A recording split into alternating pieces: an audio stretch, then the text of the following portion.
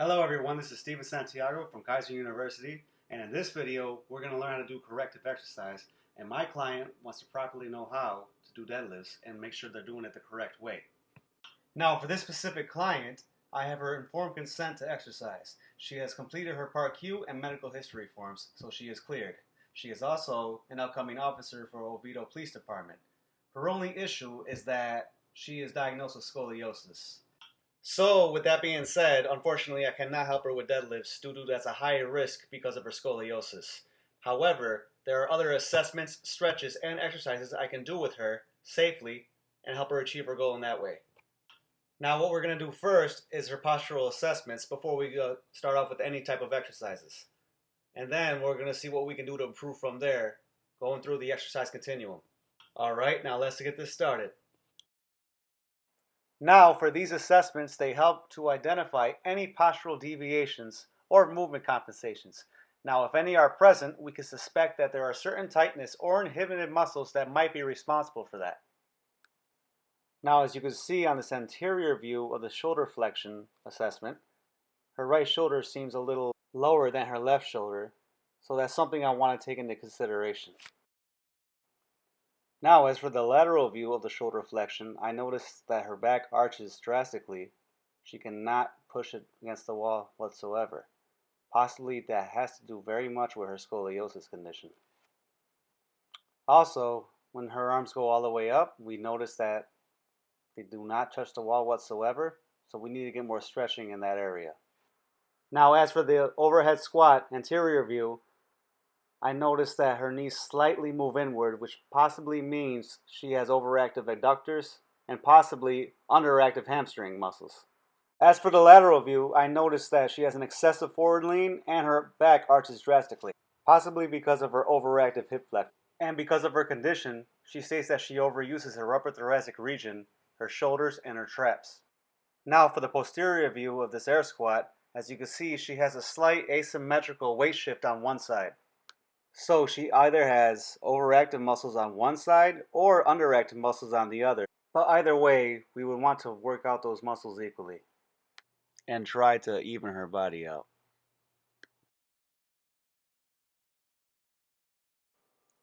Now as for shoulder abduction, I am noticing the same thing as in the shoulder flexion assessment, that her right arm, her right shoulder, the deltoid area, is much lower than her left arm.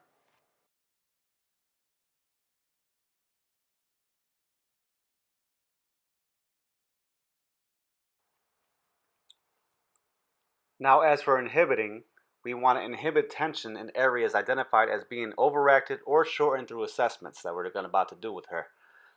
Now for self-myofascial release techniques, we're going to reduce muscular tension, relieve muscle soreness, and improve her circulation. She does admit that she does overuse her back muscles, and it's very tight and there's a lot of tension up there, so we're going to try and release those specific parts by this foam rolling exercise. With that being said, we need to loosen up her upper back. Right here, she is now inhibiting the lateral part of her back, which is the latimus dorsi, trying to get myofascial release in that area. We can't see her face right now, but she is definitely hating me right now, but it's for a good cause. All of these inhibiting movements should last at least around 20 to 30 seconds.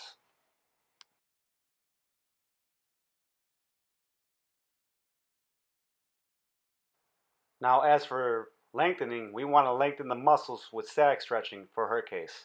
Stretching techniques will include reducing stiffness, increased range of motion, and improve her posture.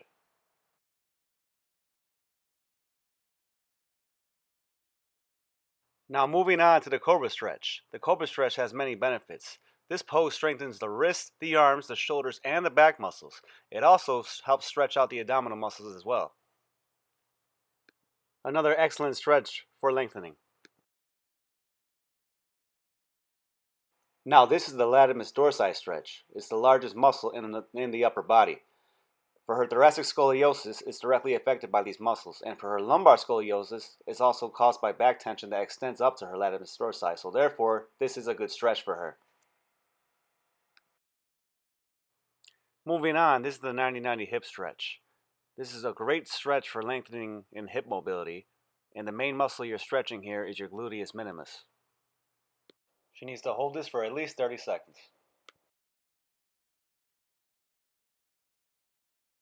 Moving on with activating, we want to activate the muscles identified as underactive or weak and do some strengthening techniques with that.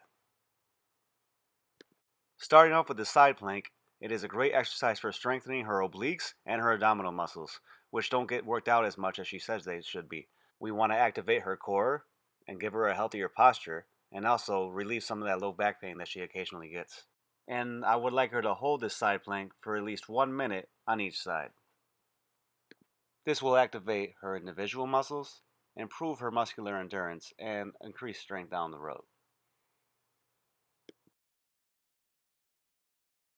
Another good technique, especially for her condition, would be the pelvic tilt hold.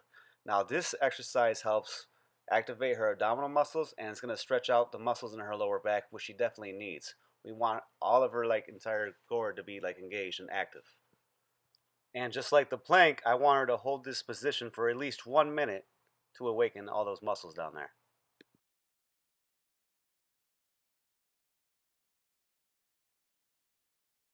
Now I am demonstrating a wall sit with the stability ball for her to do. The wall sit is going to strengthen the quadricep muscles. It is characterized by two right angles formed from the body. One is at the hips and the other one's at the legs.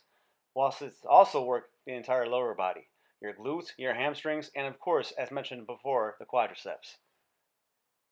The main purpose of this exercise is not to increase muscular strength, but increase her muscular endurance in those areas, which is what she needs. Now, the more she practices these wall sits, the longer she'll be able to hold them, building her endurance. Now, the final stage of the exercise continuum is integration. Integrating uses dynamic total body exercises that are progressed to solidify and coordinate the changes made. Her first exercise right here is a single leg step up. Step ups are a total body workout exercise. Several muscles contribute as the prime movers. This specific movement is great for her quadriceps, hamstrings, and her gluteus maximus. It also helps strengthen her core without putting so much high stress on her back. 8 repetitions each leg. Our next exercises are standing lunges with minimal weight.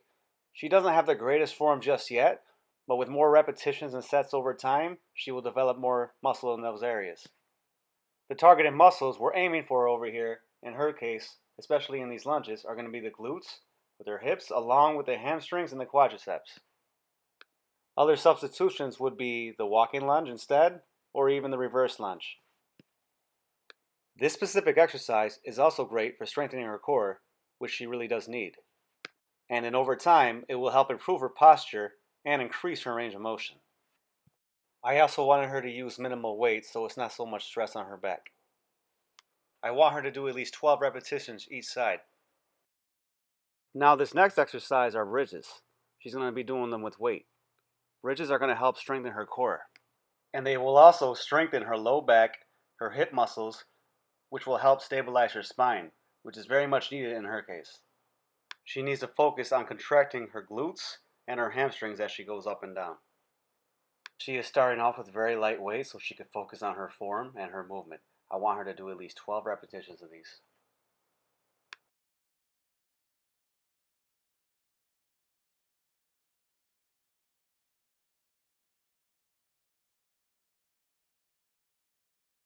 Now her final movement in this integration stage are going to be the single leg Romanian deadlifts.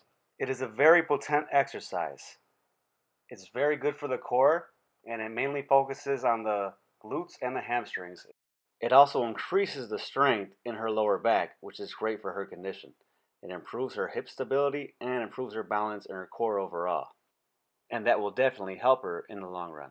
She can do 10 repetitions on each side and increase weight as time elapses. And this concludes our session. I really hope this benefits her in the long run throughout the whole exercise continuum and she continues to progress. Once again, this is Steve Santiago from Kaiju University, Sports Medicine and Fitness Technology Program. I hope you guys enjoyed the video. Thank you for watching.